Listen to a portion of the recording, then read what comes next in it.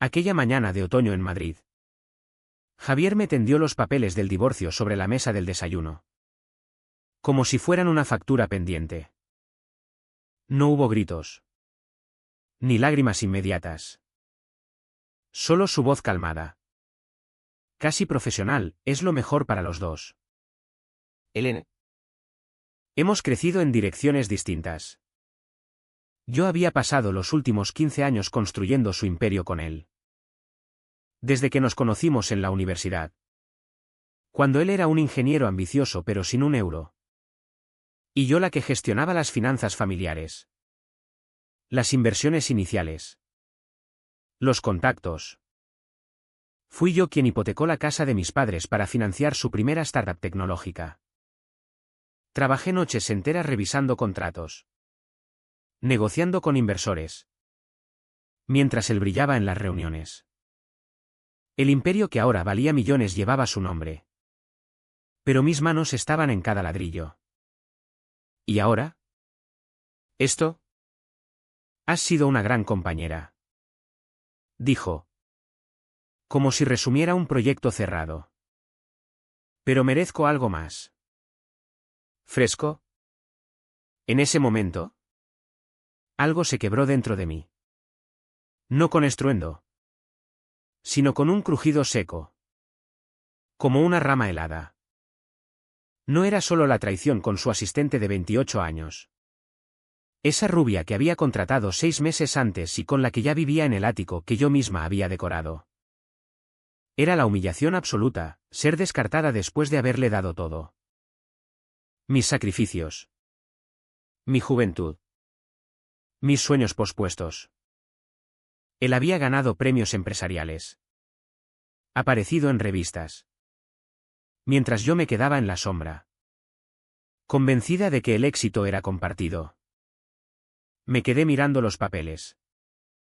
El acuerdo era generoso en apariencia, una pensión vitalicia. La casa en las afueras. Acciones minoritarias. Pero yo sabía leer entre líneas. Él se quedaba con el control total de la empresa. La que ahora cotizaba en bolsa. Yo saldría con lo suficiente para vivir cómoda. Pero sin poder real. No eres nadie sin mí. Parecía decir su mirada satisfecha. Firmé esa misma tarde. Ante el notario que él había elegido. No discutí. No lloré delante de él. Solo asentí. Con una sonrisa que él interpretó como resignación. Eres fuerte. Elena. Lo superarás. Pero en el taxi de vuelta a casa, la que pronto dejaría. Empecé a sentirlo. Un frío que se extendía desde el estómago hasta los dedos. No era rabia ciega. No aún. Era algo más calculado. Más profundo. Durante años había aquí menido el dolor de sus ausencias. De sus flirteos que yo fingía no ver. De las noches en que llegaba oliendo a perfume ajeno. Me había convencido de que el silencio era nobleza. Que aguantar era amor maduro.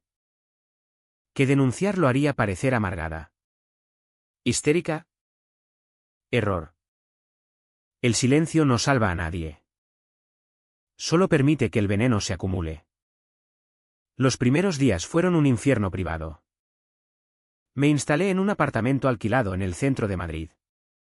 Lejos del barrio residencial donde todos nos conocían como la pareja perfecta. No contestaba llamadas de amigos comunes. Que ya tomaban partido por el carismático Javier. El emprendedor exitoso. Pobrecita Elena. Pero él necesitaba espacio. Oí en un supermercado. De boca de una excompañera de facultad. Dormía poco. Revisaba viejos emails. Contratos. Cuentas bancarias compartidas que aún tenía acceso. Javier era inteligente. Pero no infalible. Había confiado en mí demasiado tiempo. Sabía dónde estaban las grietas, las cuentas offshore que usábamos para optimizar impuestos legal. Pero al límite. Los inversores que preferían mi discreción a su arrogancia. Los empleados leales que me veían como la columna vertebral de la empresa. No decidí vengarme de golpe. Fue un proceso lento. Como una infección que se extiende. Al principio. Solo observaba. Seguía sus redes sociales desde cuentas falsas. Veía fotos de él con ella en viajes de lujo. Anuncios de la empresa creciendo. Leía entrevistas donde hablaba de superar obstáculos personales para enfocarse en el futuro. Me preguntaba si valía la pena. ¿Y si simplemente desaparecía? Podía vender mis acciones. Mudarme a otra ciudad. Empezar de cero a los 45. Sería más fácil. Menos doloroso. Pero cada noche, al apagar la luz, recordaba su frase, merezco algo más fresco. Como si yo fuera un electrodoméstico obsoleto. Como si mis años dedicados no valieran nada. Y el frío se convertía en fuego lento. Empecé a tomar notas. Pequeñas cosas, números de teléfono de inversores clave. Emails antiguos con confesiones suyas sobre arreglos creativos en las cuentas. Nada ilegal aún. Pero suficiente para sembrar dudas. Un mes después. Contacté discretamente con Marta. Su exsecretaria. Que había dimitido tras un desacuerdo. Quedamos en una cafetería anodina en Sol. Ella estaba nerviosa. Pero aliviada de hablar. Me acosaba. Elena. No físicamente. Pero con comentarios. Presiones. Cuando me negué a ser su amiga especial. Me hizo la vida imposible hasta que me fui. Asentí. No mostré sorpresa. Ya lo sospechaba. Javier siempre había sido así, encantador en público. Depredador en privado. ¿Tienes pruebas? Pregunté con voz neutra. Vaciló. Luego sacó un pendrive. Emails. Audios. Pensé en denunciarlo. Pero. Él es poderoso. Lo tomé. Gracias. Nadie sabrá que vino de ti. Esa noche. Escuché los audios. Su voz. Insinuante. Amenazante. Sentí náuseas. Pero también una claridad nueva. No era solo conmigo. Era un patrón. Aún no actué. Seguí observando. Esperando el momento. Javier anunció su compromiso con la rubia en una fiesta fastuosa. Las fotos inundaron las redes. Él. Radiante. Ella. Posando como trofeo. Yo sonreí sola en mi apartamento. El juego empezaba. Los meses siguientes fueron de una quietud aparente que me sorprendía incluso a mí misma. Por fuera. Era la exmujer digna, acepté invitaciones a eventos donde coincidíamos. Saludé con cortesía. Incluso felicité su compromiso en un mensaje breve y educado. Os deseo lo mejor. Él respondió con un emoji de corazón. Creyéndose ganador absoluto. Pero dentro. La transformación avanzaba. Cada día me levantaba temprano. Revisaba noticias financieras. Estudiaba el mercado tech donde su empresa dominaba. Había aprendido mucho en aquellos años a su lado. Sabía que el sector era volátil, una mala noticia. Un rumor fundado. Y las acciones caían en picado. Contacté con un abogado especializado en divorcios de alto perfil. Uno que no era amigo de Javier. Le mostré el acuerdo prenupcial que yo misma había redactado años atrás. Con cláusulas que ahora me favorecían. Hay lagunas. Dijo. Si demuestra infidelidad con impacto económico. Podrías reclamar más. No era eso lo que buscaba. No quería más dinero. Quería que perdiera lo que más valoraba, su reputación. ¿Su control? Empecé por lo pequeño. Un inversor minoritario. Un viejo amigo mío de la universidad. Recibió un email anónimo con extractos de cuentas que sugerían irregularidades fiscales. Nada acusatorio directo. Solo preocupaciones de un empleado preocupado. Las acciones bajaron un 3% esa semana. Javier lo atribuyó a la volatilidad del mercado. Publicó un tuit optimista: tempestades pasajeras fortalecen las raíces. Yo leí y anoté. Luego. Marta. La animé a presentar una denuncia por acoso laboral. Le conseguí un abogado pro bono a través de una asociación de mujeres. Es tu decisión. Le dije. Pero el silencio no ayuda a nadie. Ella lo hizo.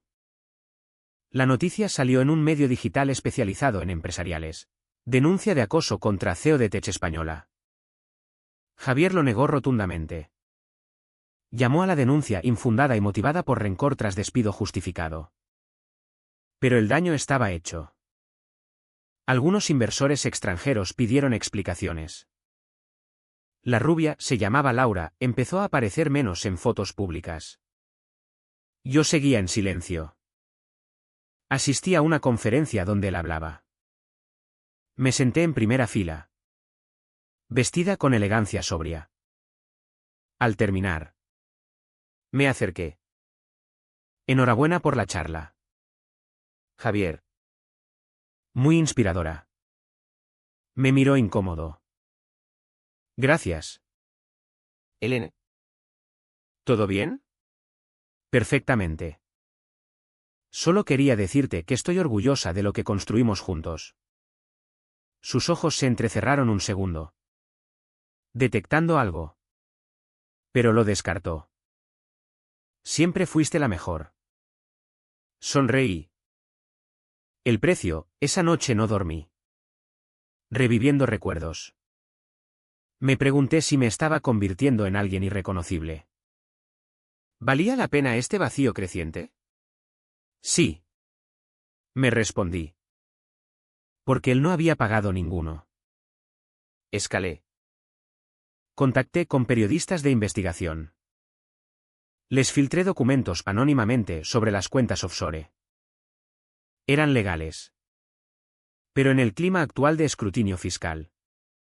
¿Bastaba para un artículo: ¿optimiza demasiado la estrella Tech Española sus impuestos?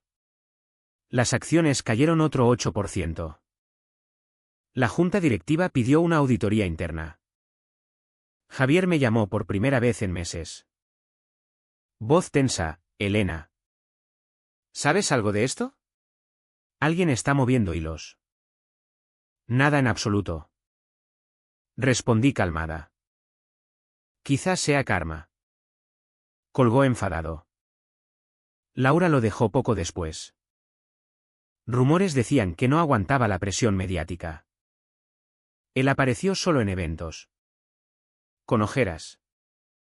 Yo sentía una satisfacción fría. Pero también un agotamiento. Cada paso me costaba, noches de duda. Momentos en que casi paro todo.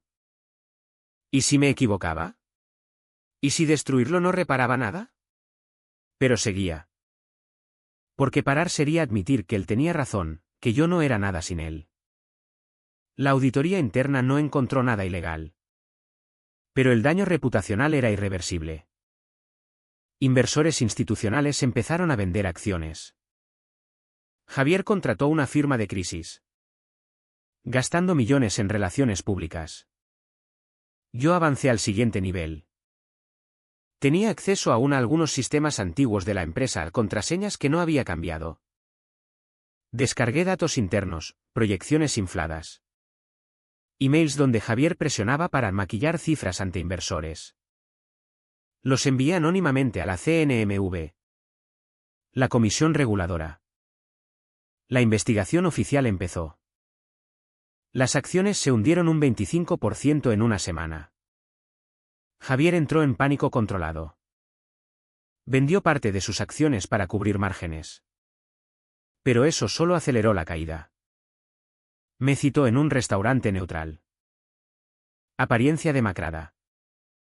Pero aún arrogante. Elena, Sé que eres tú. Para esto. Hablemos. Lo miré fijamente. ¿De qué hablas? Javier, Solo estoy viviendo mi vida. Las filtraciones. Las denuncias. Todo coincide contigo. Sonreí levemente. Quizá el mundo sea justo. Al fin. Intentó manipular, si paras. Te doy más acciones. Lo que quieras. Ya no quiero nada tuyo. Se inclinó, destruirás empleos. Cientos de familias dependen de la empresa. ahí dudé. Por primera vez. ¿Real? Pensé en los empleados que conocía. Leales. Con hipotecas. Hijos. Esa noche. Casi retrocedí. ¿Era yo mejor que él? Pero recordé, él no dudó al traicionarme. Al humillarme. Continué. La CNMV multó a la empresa por irregularidades menores. Pero suficientes para que bancos retiraran líneas de crédito. Javier tuvo que despedir al 30% de la plantilla. Las noticias lo crucificaron, el ocaso del emperador Tech. Intentó salvarlo con una fusión. Pero el pretendiente se echó atrás al ver los números reales. Yo compré acciones a precio de saldo. A través de sociedades interpuestas. Poco a poco. Acumulé un paquete significativo. El precio personal, aislamiento total. Amigos me evitaban. Temiendo contagiarse del escándalo. Familia me preguntaba si estaba loca. Y en el espejo. Veía a una mujer endurecida. Ojos sin brillo. Pero no paré. La empresa entró en preconcurso de acreedores. Javier perdió el control ejecutivo. El consejo lo apartó temporalmente. Vivía en un apartamento más pequeño. Solo. Laura había desaparecido con otro. Yo revelé mi paquete accionarial en la junta de acreedores. Propuse un plan de reestructuración, inyectar capital fresco a cambio de control. Aprobado. Javier me enfrentó en los pasillos, eres un monstruo. ¿Elena? Lo aprendí de ti. Renombré la empresa sutilmente. Limpié la imagen. Recontraté a parte del personal con mejores condiciones. Creció de nuevo. Bajo mi dirección. Él intentó demandarme. Pero los contratos que yo había redactado años atrás lo ataban. Perdió todo, casa. Ahorros. Reputación. Trabajaba como consultor freelance. Mal pagado. Yo prosperaba. Pero el vacío era mayor. 2 años después. La empresa era más grande que nunca. Yo. En portadas como La resurrección del Phoenix Tech. Javier vivía en las afueras. Endeudado. Lo visité una vez. En su pequeño piso. Entró pálido. ¿Qué quieres ahora? ¿Rematarme? No. Solo ver si sientes lo que yo sentí. Lo siento. Elena. Fui un idiota. Tarde. Me fui sin odio. Pero sin piedad. El precio, había perdido parte de mí. La capacidad de confiar. De amar sin calcular. Pero sobreviví. Hoy. Miro Madrid desde mi despacho alto. La ciudad bulle abajo. Indiferente. Javier pidió trabajo en mi empresa. Lo rechacé. A veces me pregunto, ¿gané yo? ¿O perdimos los dos? ¿Valió la pena convertirse en el reflejo del monstruo para destruirlo? No hay respuesta fácil. Solo el silencio que sigue.